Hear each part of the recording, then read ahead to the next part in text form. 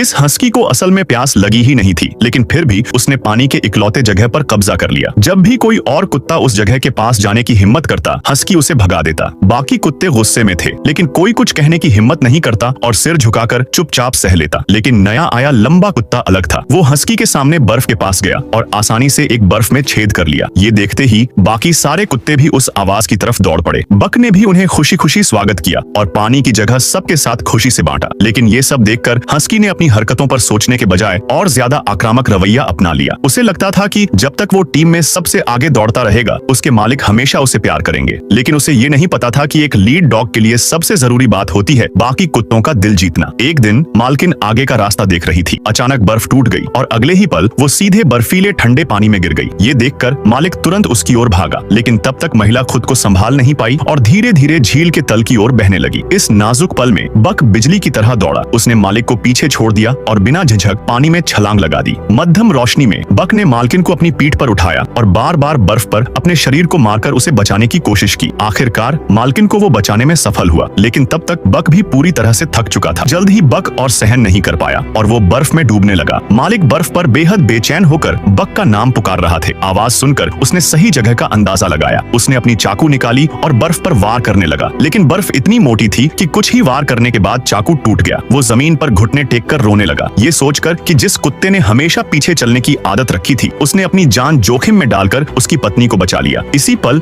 उसने देखा कि कोई उसे एक औजार पकड़ा रहा था। उसने बिना कुछ सोचे उसे पकड़ लिया और फिर से बर्फ को काटना शुरू कर दिया। लेकिन अचानक उसे कुछ महसूस हुआ। मुड़कर देखा तो पाया कि उसे छड़ी पकड़ाने वाला और कोई नहीं बल्कि खुद बक था, जिसे वो लगातार याद कर रहा था।